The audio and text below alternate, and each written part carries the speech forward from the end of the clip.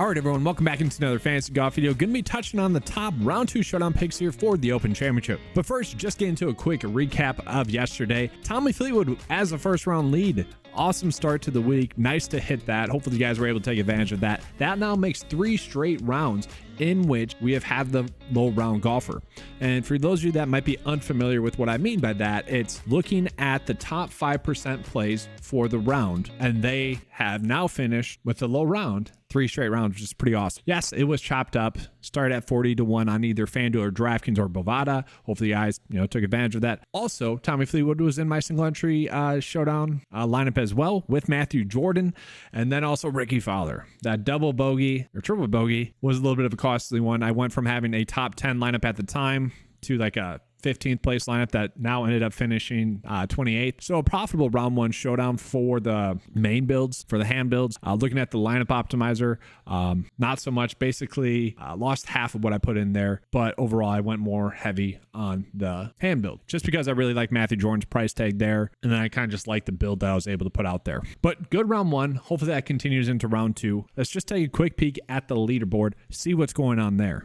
So looking at the chalk right now, we got Rory as the highest owned player at 0, okay, which is pretty good. We got Robert McIntyre, who is one of the worst leverage based plays this year, okay, came in at 19.2% owned. He was like the 80th leverage rank play, basically a fade. He was a fade, a player that was ranked as a fade on the 9-to-5 ownership leverage tool. So fingers crossed. I'm actually hoping for him to miss the cut.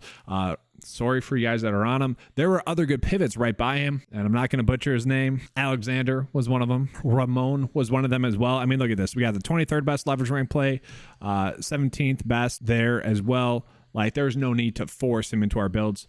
Joust Luton, you could have been on there as well. Just ways to go around it. Like, there's no need to force that type of play in. And then just looking at it real quick, guys. So looking at, this is going to be the early tee times. Have an average score of 1.75 for over par. We go to the PM tee times, 2.76 over par. Okay, so we want to be targeting the early AM tee times. I would assume in round 2, we'll have to take a peek at that. All right, so pulling up the weather, sorting it by hourly here. It gets pretty fast right away, but it does pick up throughout the day. Kind of steady though throughout the day. So in terms of like wind specifically, it doesn't seem like there's going to be a big weather advantage. There are going to be some AM showers that might soften up the greens for maybe the late tee times as well. But as always, round 1 and round 2, I'm just going to be targeting AM only. I just think that's the best way to go. So now let's go ahead and take a peek at the live strokes gain stats. And I did update the color coordination here for you guys. So hopefully you enjoyed that. But what I want to do is I want to take a peek at strokes gain putting. Which golfers are most likely to putt worse in round 2? Hideki going to be one of them. Stuart Sink, Jordan Spieth. And it's kind of crazy. Like Jordan Spieth, I saw some tweets like Jordan Spieth was able to shoot, whatever under par while having a shank. I'm like, only one shank, like, right? Like, that's Jordan Spieth in this kind of competition. You'd expect him to have more errant shots. So I don't know if people should be feeling comfortable about Jordan right now. Then from there, Brian Harman. Yeah, he had himself a really good round 1. That makes a lot of sense. Wyndham Clark, not terrible though. We're starting to get to a point where they're not going to drastically improve or not improve there. Let's go ahead and flip this around. And so which players are most likely to putt better in round 2? We're looking at Harris English, Seamus Power, Tagala, Russell Henley. A lot of players that we probably wouldn't be on. Maybe Dennis McCarthy a little bit. He might be someone we're looking at, but a lot of the big names are not exactly expected to putt that much better. More or less just shoulder shrug in that regard for that data. Scotty Scheffler maybe put a little bit worse than expected. Cameron Young maybe, but nothing too crazy there. Let's take a peek at strokes gain total. And just as an FYI, these are going to be players that actually meet the threshold for data. And what I mean by that is we're not going to have a lot of DP Tour players in here, and we're not going to have a lot of live golfers in here as well, just as an FYI, because we don't have the data to be able to pull that in from those sites accurate. And so looking at strokes gain total, which players are most likely to play better, just looking at it from a strokes gain total aspect? All right, we got Danny McCarthy as probably a worthwhile name to mention. Maybe Tom Kim we're looking at, Corey Connors, Ricky Fowler, and obviously that's just due to him having that triple bogey on 18. Really unfortunate for him there, Andrew Putnam. But yeah, a lot of players are playing as expected. We go ahead and flip that around. Stuart Sink, Grillo, no shocks there. Herbert, Noren, Harman, like no shocks there. And actually, Jordan Spieth is kind of popping up as someone that's probably not going to play as well as he did in round 1 and round 2. let's go ahead and take a peek at the showdown data because that's really what I want to concentrate on here. And so what we're going to do is we're going to take a peek at the round 2 picks. Okay, so starting by round 2, we're going to get into the breakdown here. What I want to break down is I want to see which players are going to play better and going to play worse. I want to be looking at those players specifically. All right, so players that using the showdown data, which I like to use the most, and it's going to correlate a lot with the strokes gained total, don't get me wrong, but this is what I want to see. We got Tagala, Denny McCarthy, then we have John Rahm popping up in there. Okay, that makes sense. Kyle Morikawa, Justin Rose, Tom Kim. Okay, so it's nice to see these players popping up here. Let's look at it the opposite way just to see, all right, who played well in round 1. That's probably not going to play well in round 2. A lot of the DP Tour players are now being pulled into that, mostly because they just weren't expected to play that well. Okay, so now let's just go out and tell you guys who the top round 2 showdown plays are. Because you're here, might as well reward you guys. Appreciate that. You know, showdown data, giving you guys this information kind of hurts my ability to take down a showdown GPP. So just make sure to smash that like button. Looking at right now, top round 2 showdown plays without looking at it from a tee time advantage. All right, we got Ricky Fowler, number 1, then Scotty, then Rahm, then Hatton. Hatton actually a little bit popping up there. That is pretty crazy. I love to see that actually. Hatton's a player that started out well, -2, had a lot of my lineups looking like, all right, this could be the week. And then he just finished even par. Good to see him get back to even par actually.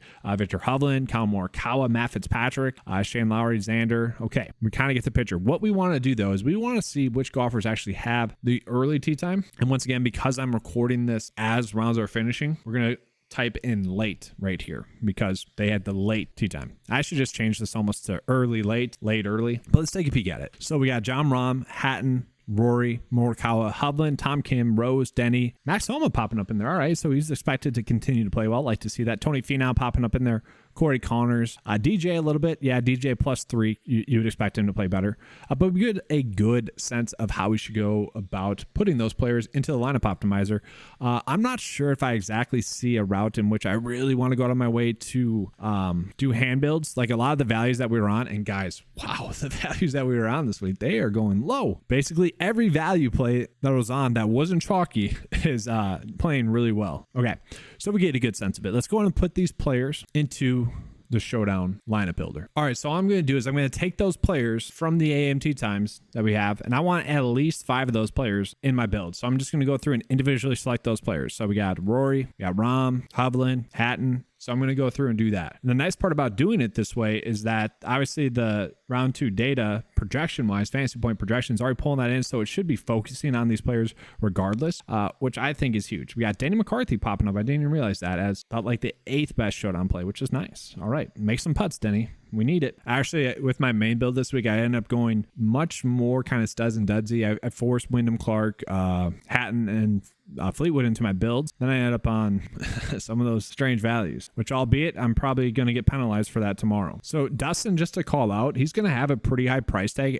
If I want to be on him, if I want him pulled into lineups, I'm going to have to bump up his fantasy point projection, just as an FYI. And now I'm going to just toss in a couple of players that I want to be on that the data might not necessarily be wanting to pull in. And that's going to be those Euros, just because I don't think they're getting a good justification of how good of plays they are in the data, just because it's a smaller sample size. Okay, so we got it. So click save. It's already, all right, I already saved it here. So now what we're going to do is you have to just put 2 data points for it to go in off of. So yeah, probably going to go in on Rory a little bit more. Let's do 59 there for his projection. And then who else? Maybe Victor Hovland, 55. Definitely want to be on Terrell Hatton. He's already getting a lot of love there from the data.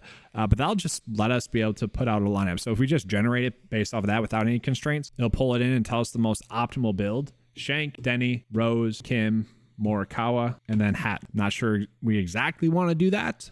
So what I want to do is I want to do this. Player groups, rules. We're going to go 3 unique players, 35% max exposure, and there we go. Now we run it, we'll get a little bit more proper allocation of the players we want to be on. So looking a little bit better now. And then the last step, I'm going to run out another rule where I want at least 2 of Rory, Hovland, Hatton. Maybe just 1 of those. Let me just pull it back up. All right, Rahm, Hatton, Rory, Morikawa. Okay, so I'm going to put those 5. I want at least 1 for sure, maybe 2 of those players in all my build. I'm going to try it with 2. If it doesn't work, then I'll just go down to 1. Okay, so it didn't work the first time I ran it because of the 35% max exposure there. I bumped up to 60 and it worked. And that's just because it couldn't build optimal lineups based off of the constraints that were being presented, just as an FYI, just so you guys know. But now we look at our player exposure. See Terrell Hatton then. Yeah, we'd probably want to reduce the ownership's down from some of those players. But yeah, so I ended up just changing it to one player, one of those players, and then going back to 35% max exposure. And then what I'm going to do, because we're not getting really Rory or Rom too much, I'm going to bump up their projections and bump up some other players down. So like Homa, let's drop him down to 30%. Tom Kim, maybe 30. Rose, maybe 25. Mingwu Lee, maybe 30. Connors, 35. Definitely Adam Shank down to like 20, maybe even 15. And then Roy's, I'm going to bump up a little bit more.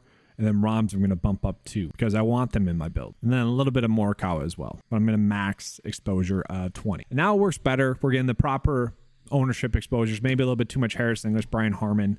I'm kind of okay with that. Probably a little bit too much Sunjam now, but at least we're being able to pull in some of the other players that we want to be in on. Hovland, Rory. And honestly, I feel like it's going to be a really good Rory round 2.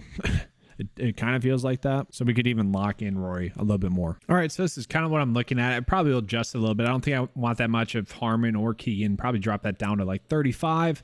The rest I feel like I'm pretty good with. Maybe, yeah, I feel like I'm pretty good with the rest. But that's going to be all for this video. If you guys want access to those tools, make sure to check out the link in the description. It's available for just $10 a month. Let's have a good slate in round 2. Thanks for watching. As always, let's keep cashing.